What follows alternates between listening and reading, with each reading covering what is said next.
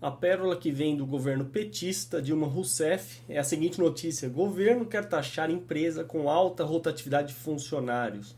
A desculpinha esfarrapada é que querem evitar mais gastos com seguro-desemprego. A primeira coisa que você tem que se perguntar quando lê uma notícia desse tipo é por que as empresas demitem funcionários. Primeiro motivo mais óbvio é porque o funcionário não serve mais à empresa. Ou o funcionário não produz tanto quanto a empresa queria. E tudo isso tem diversas causas. Isso não é uma causa em si como o governo quer acreditar. Uma das causas, por exemplo, são os altíssimos encargos, altíssimos tributos que são impostos às empresas. Elas praticamente têm que pagar mais de 2 salários aí para cada funcionário, sendo que um salário, entre aspas, vai para o governo. Então o governo é o funcionário fantasma junto com cada funcionário empregado. E outra coisa que tem que ser dita é a ilusão achar que a empresa é malvada e ela adora demitir funcionários. Muitas empresas têm trabalho, elas gastam recursos para treinamento, para investir, até em qualificar o profissional, a formação, para que ela vai demitir depois alguém que ela investiu tanto.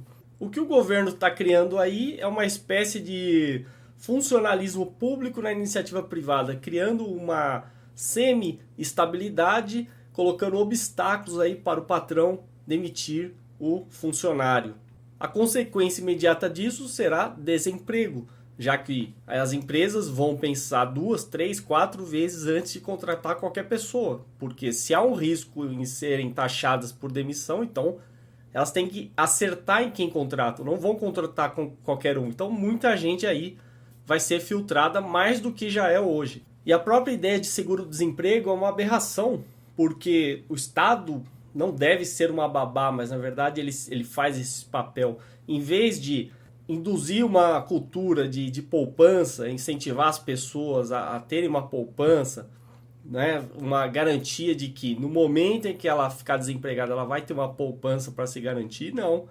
O governo faz justamente o contrário, ele incentiva o crédito, ele expande absurdamente o crédito, fazendo as pessoas gastarem mais do que elas ganham, a ficarem endividadas e depois vem com essa história aí de seguro-desemprego. Inclusive, se ele está preocupado com os gastos aí do seguro-desemprego é porque essa balela aí de milagre econômico ou pleno emprego, que é uma grandíssima mentira, não existe. E o mais interessante é que os defensores aí dessa burocracia toda ignoram economias livres e prósperas, muito mais prósperas que o Brasil, como por exemplo Estados Unidos, Canadá, Suíça, Nova Zelândia, Austrália. Se nesses países você pode contratar e demitir de forma muito menos burocrática e muito mais livre e dinâmica, por que aqui não poderia? E supondo que essas medidas sejam implementadas e as empresas decidam que compensa desobedecer essas regras e pagarem as taxas, quem vocês acham que vai pagar o custo disso? O consumidor.